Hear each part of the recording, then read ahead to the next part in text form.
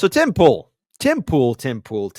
There's a lot to be said about Tim Pool. He's a fellow Chicagoan, too. Did you know that? I know. I was surprised by that, too. But Tim Pool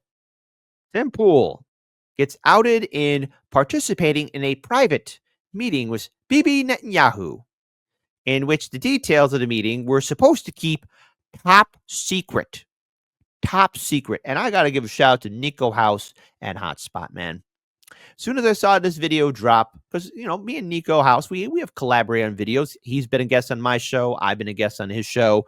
10 out of 10. He's one of the dauntless few. In fact, he was one of the many people leading the way, calling out what was happening during the Democratic primary of 2016, were not for him and Fiorella and Pasta and so many others. Again, apologies if I'm missing any names. You know, these were the ones that stood up and said, hey, something ain't right. Well, shout out to Niko House. So let's go ahead and pull this video up here for all you lovely, beautiful, outstanding people. So let's get to it. Let's get started. Let's pull this up here in regards to calling out the BS. And Tim Pool, what were you doing, buddy? What were you doing? Tim Pool, along with several other right-wing influencers, met with Netanyahu in what was called a Chatham-style meeting. So Chatham-style simply means, in journalistic terms, we're not allowed to know exactly what was said by whom in the meeting, nor are we allowed to know exactly who attended, although there were some journalists that slipped up and mentioned some names. So on its face, the fact that a bunch of influencers and journalists and pundits were invited to a meeting with Netanyahu and they were not allowed to mention direct quotes from Netanyahu should be a little bit suspicious to everybody. But to be clear, this motherfucker being invited to that meeting is hilarious. Because some of you all might recall, whenever he joined the Daily Wire, right after Candace Owens left, and was tweeting out these pro-Israel, Israeli flag posts, he tried to play it off like it was a joke and we just didn't know that we were being trolled. Trying to pretend as if his shift towards being extremely pro-Zionist and pro-Israel had nothing to do with the fact that he was joining the Daily Wire with Ben Shapiro. So Tim was just trolling. But apparently he did such a good job convincing the world that he was pro-Israel that he was literally invited to a private meeting with Bibi Netanyahu. This is the same guy who, whenever a guest brought up the fact that Israel has a disproportionate amount of influence on U.S. politics, he said that the world is just suffering from Israel derangement syndrome. I think you got Israel derangement syndrome. Okay, first of all, remember that interview that Thomas Massey had with Tucker Carlson about the AIPAC? Say it with me. A babysitters. Everyone has one. Thomas Massey doesn't have one, though.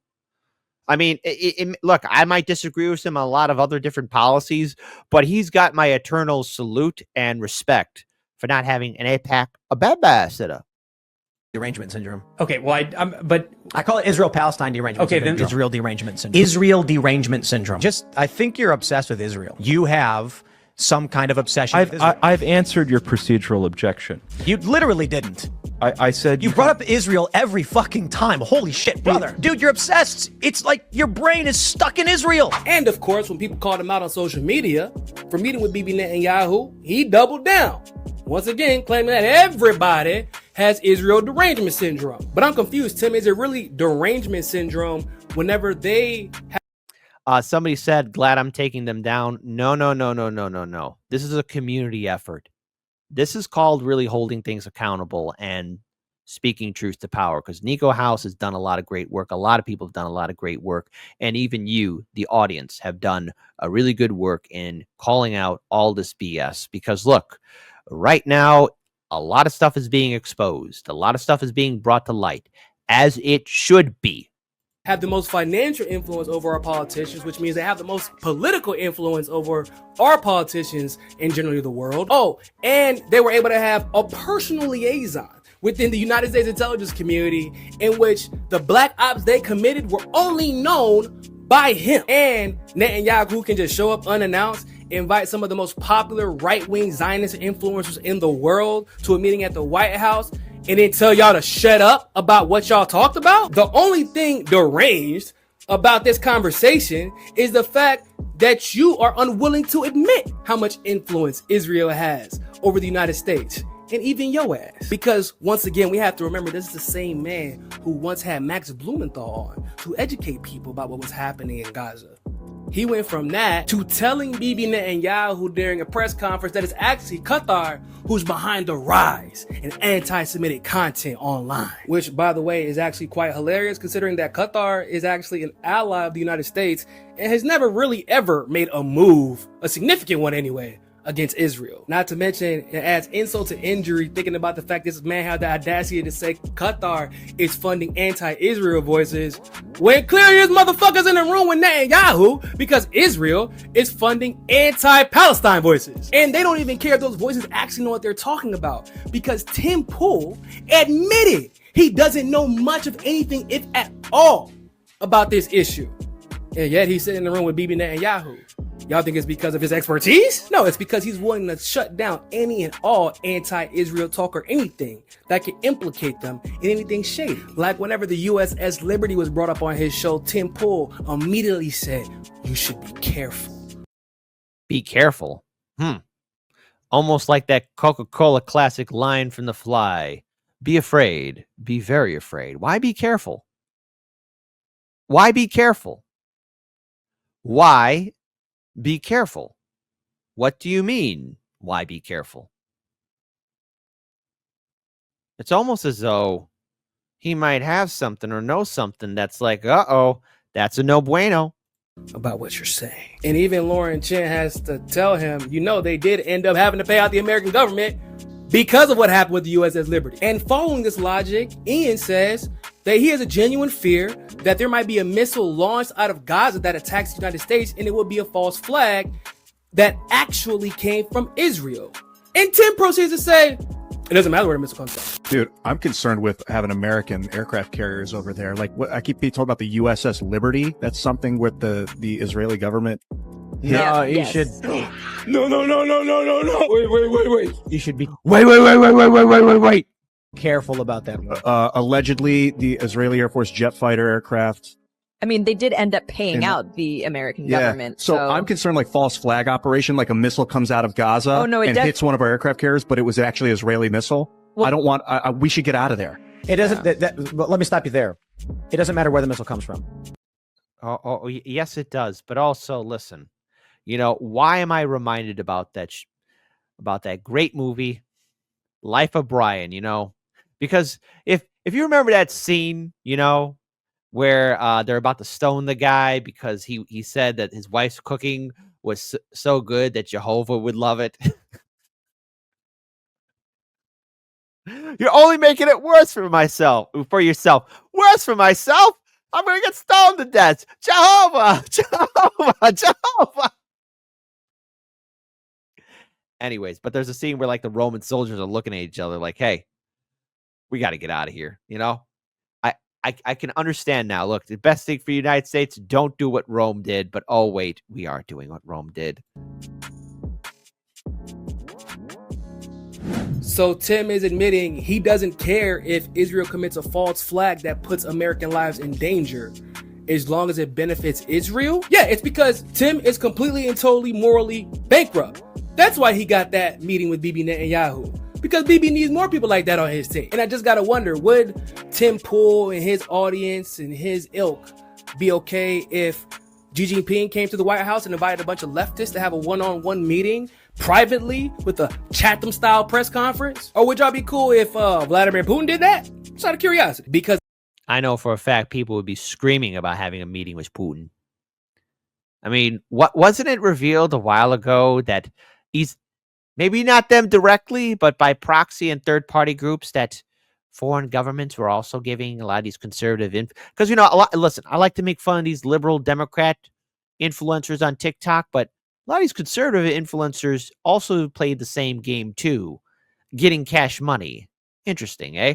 even after learning that Israel participated in killing American citizens, you were still willing to meet with Bibi. And if a leftist did something like that with Xi Jinping, even though he never killed a single American citizen, you would spend 2 hours bitching about it and then go on X and spend 2 more hours bitching about it. This is what makes people like Tim Pool so dangerous, because he's somebody who can literally admit he knows nothing about the issue, but because he has an audience and is.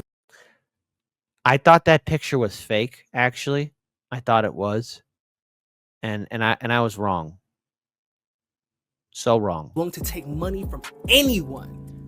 As long as they're willing to pay the right price, he will say whatever he wants to whomever he has to say it to, even if it's against American interests and even if it's against the interests of his own audience. The only thing consistent about this man's principles is the beanie on his head. That's it. And the fact that Tim Pool is willing to look the other way when a genocide is happening for money says everything we need to know about him. But the fact that Bibi Netanyahu is recruiting people who know nothing really about what's happening in that region just because they're willing to tout the lines that he's telling him to tout says everything we need to know about him.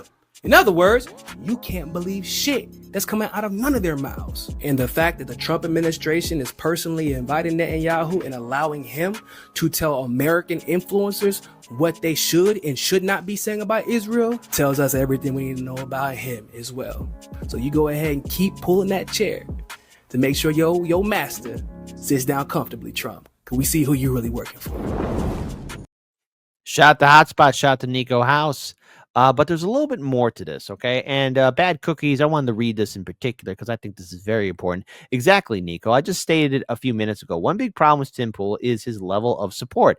That dude can make any video on anything and it'll have 20K views. And, you know, just to be clear, you know, Tim Pool was one of the people who was covering Occupy Wall Street. And, you know, I guess he's one of those people that eventually got onto the point of why I left the left or something like that kind of nature. You know, he used to work for Vice and all that jazz. And, you know, when you make your presence heard, especially way early on in the early days of YouTube and social media, the Wild West days, you know, you build a following, you do that kind of stuff. That's stuff that happens, right? And eventually, like, you know, you get yourself big enough, like, to where you are deemed, okay, you got that big platform, we'll listen to you. And when you get invited to these big events and then have, I guess, secret meetings with politicians and people of influence. I mean, what say it with me. What could possibly ever in any scenario go wrong? But that's what happens. And, you know, what was really said? What kind of conversations were held? Here's what you can talk about. Here's what you cannot talk about. This is what we're allowed to speak about. This is what we're allowed to do. This is what we're allowed to address.